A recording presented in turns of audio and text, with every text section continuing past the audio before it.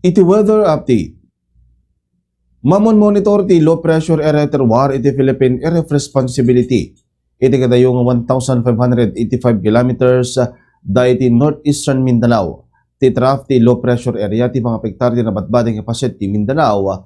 Isu na ulip aging ka na arbis ka nagarod iti panyampo. Ti mata southwesterly wind flow iti mga pektar iti Zamboanga Peninsula, Baramem, Sorsogen, Lanao del Norte, Misamis Occidental, ken Palawan, isu na ulop pasaray na arbis ka nagarod iti panyampo.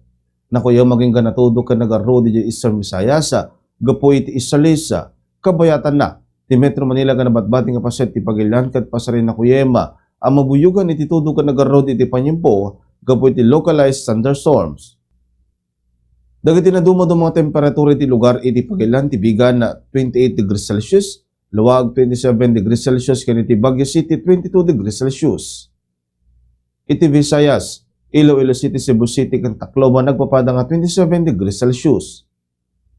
Iti Mindanao, iti Cagayan de Oro 26 degrees Celsius, Zamboanga City ken Davao City agpada nga 27 degrees Celsius.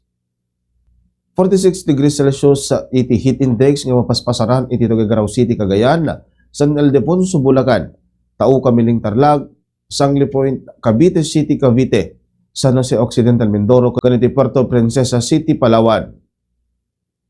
45 degrees Celsius iti Dagupan City, Pangasinan, ISU Itiag Isabela, Ambulong, Tanawan, Batangas, ken iti Cuyo, Palawan. 44 degrees Celsius iti Pasay City, Metro Manila, Bakmutan, La Union, Kasiguran, Aurora, Iba, Zambales, Rojas City, Capiz, ken iti Iloilo City, Iloilo. Simising tinita alas 5:26 tibigat ket tumnek inton rabi alas 6:20. Dito ang weather update para ti Bombo News and Views. Siya ti Bombo John Joshua Kabatek Enesis Bombo Radio Philippines, the #1 and most trusted source of news and information, basta radyo. Bombo!